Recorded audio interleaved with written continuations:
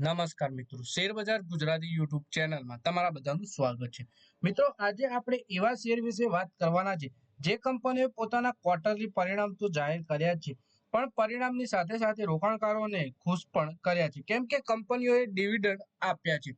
તો આ કઈ કંપનીઓ છે, કંપનીના ક્વાર્ટરલી પરિણામ કેવા આવ્યા અને કંપનીએ કેટલા રૂપિયાનું ડિવિડન્ડ આપ્યું છે, સાથે જ કંપનીએ રેકોર્ડ ડેટ ક્યારે રાખી છે, એ બધી જ માહિતી આપણે ડિટેલમાં જોઈએ।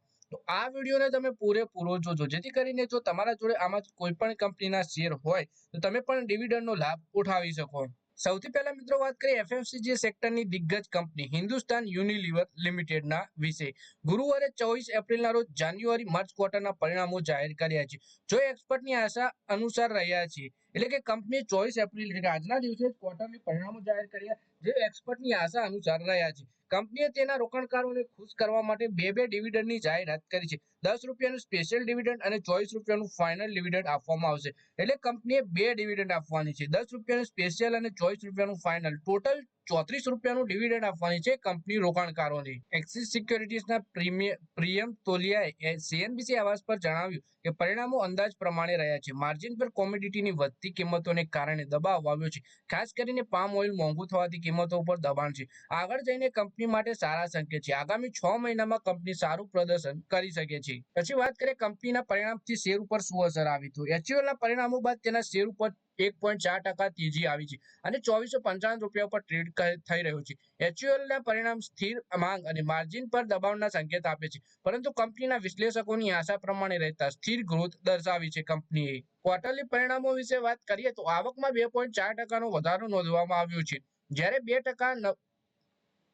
અંદાજ 2%નો હતો। એબીટામાં પણ 1%નો સામાન્ય વૃદ્ધિ છે, પરંતુ બજારની આશાથી થોડું ઓછું રહ્યું છે। એબીટા માર્જિન ઘટીને 22.8% રહ્યું છે, જ્યારે ગયા વર્ષે આ ક્વાર્ટરમાં તે 23% હતો। નફો 2493 કરોડ રૂપિયા રહ્યો છે, જે એક્સપર્ટના અંદાજ પ્રમાણે 2475 કરોડ રૂપિયાની આસપાસ હતો। પછી વાત કરીએ ફૂડ સેગમેન્ટમાં આવક 3911 કરોડથી ઘટી 3896 કરોડ રૂપિયા પર આવી ગઈ છે। પર્સનલ કેરમાં આવક 2063 કરોડથી ઘટીને 2124 કરોડ રૂપિયા ઉપર આવી ગઈ છે। પછી વાત કરીએ કે બીજની આવક 5715 કરોડથી વધી 5818 કરોડ થઈ છે, જ્યારે આવક 14857 કરોડ રૂપિયાથી વધી 15213 કરોડ રૂપિયા થઈ છે। નફો 2406 કરોડથી વધી 2493 કરોડ રહ્યો છે। એબીટા માર્જિન 23.1% થી ઘટીને 22.8% થયું છે। પછી મિત્રો ટેક કંપનીના ડિવિડન્ડ વિશે વાત કરીએ તો આ કંપની છે થાયરોકેર ટેકનોલોજીસ લિમિટેડ, જેનું લિસ્ટિંગ 2016માં થયું હતું। ત્યારથી લઈને હજુ સુધી કંપનીએ 12 વખત ડિવિડન્ડ વેચ્યું છે। આ દરમિયાન સૌથી વધારે 20 રૂપિયા અને સૌથી ઓછું 2 રૂપિયા અને 5 પૈસાનું ડિવિડન્ડ છે, જ્યારે 23 એપ્રિલે કંપનીના તેના ઇતિહાસનું સૌથી મોટું ડિવિડન્ડ એટલે કે 21 રૂપિયા પ્રતિ શેરનું ડિવિડન્ડ આપ્યું। એટલે કે બીજી કંપની છે થાયરોકેર ટેકનોલોજીસ લિમિટેડ, અને કંપનીએ 23 એપ્રિલના રોજ 21 રૂપિયા પ્રતિ શેરનું સૌથી મોટું ડિવિડન્ડ આપ્યું છે અત્યાર સુધીના કંપનીના ઇતિહાસનું। કંપની શું કરે છે એ જોઈએ તો diagnostic testing, blood test, urine test, thyroid profile, sugar, liver, kidney, hormone અને વિટામિન જેવી ઘણી હેલ્થ ચેકઅપ ઓફર કરે છે। થાઇરોકેરનું ભારતમાં એક મોટું નેટવર્ક છે। તેનું મુખ્ય પ્રોસેસિંગ લેબ નવી મુંબઈમાં છે, જે world most automated diagnostic lab માનવામાં આવે છે।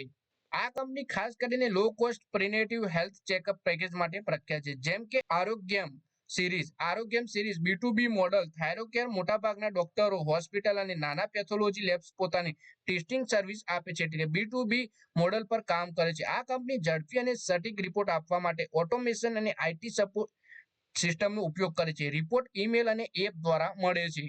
પછી પરિણામો વિશે વાત કરીએ તો કંપનીએ કારોબારી વર્ષ 2023-24ના જાન્યુઆરી માર્ચ ક્વાર્ટરના મુકાબલે કારોબારી વર્ષ 24-25ના જાન્યુઆરી માર્ચ ક્વાર્ટરમાં 18% નફો વધી 18 કરોડના નફાથી વધી 22 કરોડ રૂપિયા થયો છે।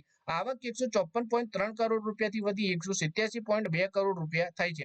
માર્જિન 22%થી વધી 30.9% થયું છે, અને એબીટા 33.9 કરોડથી વધી 57.8 કરોડ રૂપિયા થયો છે। પછી મિત્રો વાત કરીએ બજાજ ગ્રુપની કંપનીના શેર વિશે, જે કંપનીએ પણ ડિવિડન્ડ આપ્યું છે। બજાજ ગ્રુપની કંપની મહારાષ્ટ્ર સ્કૂટર્સ લિમિટેડના બોર્ડે નાણાકીય વર્ષ 2024-25 માટે 30 રૂપિયાનું પ્રતિ શેર ફાઇનલ ડિવિડન્ડ અને આટલા જ એમાઉન્ટના સ્પેશિયલ ડિવિડન્ડની ભલામણ કરી છે। એટલે કે 30 રૂપિયાનું સ્પેશિયલ ડિવિડન્ડ અને 30 રૂપિયાનું ફાઇનલ ડિવિડન્ડ, ટોટલ ₹60 ડિવિડન્ડ આપવાની છે કંપની. જો શેર હોલ્ડર્સ કંપનીની વાર્ષિક સામાન્ય બેઠકના બોર્ડ પ્રસ્તાવને મંજૂરી આપી દે છે તો 27 જુલાઈની તેની આસપાસ અથવા તો 28 જુલાઈ 2025ના રોજ ચૂકવણી કરી દેવામાં આવશે. કંપનીએ શેર બજારને જણાવ્યું કે ડિવિડન્ડ માટે 27 જૂન 2025ને રેકોર્ડ ડેટ તરીકે નક્કી કરવામાં આવી છે. આ તારીખ સુધી જે શેરધારકોના નામ શેરોના લાભાર્થી તરીકે કંપનીની રેકોર્ડ બુકમાં હશે તેઓને જ આ ડિવિડન્ડ મળશે. એટલે કે મહારાષ્ટ્ર સ્કૂટરે ₹30 ફાઇનલ ડિવિડન્ડ અને ₹30 સ્પેશિયલ ડિવિડન્ડ આપ્યું છે. આની રેકોર્ડ ડેટ કંપની 27 જૂન નક્કી કરી છે અને બોર્ડ બેઠકમાં પ્રસ્તાવને મંજૂરી આપી દે છે તો 27 જુલાઈ અથવા 28 જુલાઈના રોજ આ ડિવિડન્ડ રોકાણકારોના ખાતામાં પણ જમા થઈ જશે. અને રેકોર્ડ ડેટના દિવસે જે રોકાણકારોના નામ કંપનીની ખાતા બુકમાં હશે એ બધાને જ આ ₹60 ડિવિડન્ડના હકદાર ગણવામાં આવશે. મહારાષ્ટ્ર સ્કૂટર લિમિટેડ એક મેન્યુફેક્ચરિંગ અને કોર ઇન્વેસ્ટમેન્ટ કંપની છે. તે બજાજ હોલ્ડિંગ્સ અને ઇન્વેસ્ટમેન્ટ લિમિટેડની પેટા કંપની છે. આ પહેલા કંપનીએ નાણાકીય વર્ષ 2025 માટે ગયા સપ્ટેમ્બરમાં ₹110 પ્રતિ શેરના ઇન્ટરિમ ડિવિડન્ડની મંજૂરી આપી હતી. નાણાકીય વર્ષ 2024માં ₹110 ઇન્ટરિમ ડિવિડન્ડ, ₹60 પ્રતિ શેરનું ફાઇનલ ડિવિડન્ડ આપવામાં આવ્યું હતું. એટલે કે મોટા ડિવિડન્ડ આપવામાં પ્રખ્યાત છે આ કંપની. કંપનીના નફામાં 51,530%નો ઉછાળો નોંધાયો છે. એટલે કે વાત કરીએ જાન્યુઆરી માર્ચ 2025ના ક્વાર્ટરમાં મહારાષ્ટ્ર સ્કૂટર લિમિટેડનો ચોખ્ખો નફો ₹51.63 કરોડ રહ્યો છે. એક વર્ષ પહેલા તે માત્ર ₹10 લાખ હતું. ઓપરેશન્સથી રેવન્યુ ₹6.65 કરોડ, જે માર્ચ 2024ના ક્વાર્ટરમાં ₹5.18 કરોડ હતું. કુલ ખર્ચ ઘટીને ₹2.38 કરોડ રહ્યો છે. એક વર્ષ પહેલા ₹5 કરોડ હતો. પછી શેર વિશે વાત કરીએ તો 23 એપ્રિલના રોજ બીએસઈ ઉપર મહારાષ્ટ્ર સ્કૂટર્સ લિમિટેડના શેરમાં 10%ની તેજી જોવા મળી અને કિંમત ₹12,591 સુધી પહોંચી ગઈ. કંપનીની માર્કેટ કેપ ₹3,300 કરોડ છે અને ગયા 3 મહિનામાં શેર 24% મજબૂત થયો છે, જ્યારે માત્ર 2 સપ્તાહમાં જ આમાં 13%ની તેજી જોવા મળી છે. કંપનીના માર્ચ ક્વાર્ટરમાં 2025ના અંત સુધીમાં પ્રમોટર પાસે 51% હિસ્સેદારી છે. તો મિત્રો આ વિડીયોમાં આપણે વાત કરી 3 એવી કંપનીઓ વિશે જેને ક્વાર્ટરલી પરિણામો જાહેર કર્યા અને કંપનીના પરિણામો પણ આપણને એક્સપર્ટના જે અંદાજ હતા એ પ્રમાણે જોવા મળ્યા. સાથે જ આ બધી જ કંપનીઓએ રોકાણકારોને ડિવિડન્ડની જાહેરાત કરી છે. તો મિત્રો આ વિડીયોમાં બસ આટલું જ. હવે મળીએ આવનારા વિડીયોમાં. ત્યાં સુધી વિડીયોમાં લાઈક કરો, કોમેન્ટ કરો અને વિડીયો પોતાના મિત્રો સાથે ફેસબુક, ઇન્સ્ટાગ્રામ, વોટ્સએપ બધી જગ્યાએ શેર કરો. શેર બજારની આવી જ માહિતી ગુજરાતીમાં જોવા માટે તમે ચેનલને સબસ્ક્રાઇબ કરી ઘંટડી પણ દબાવી દેજો.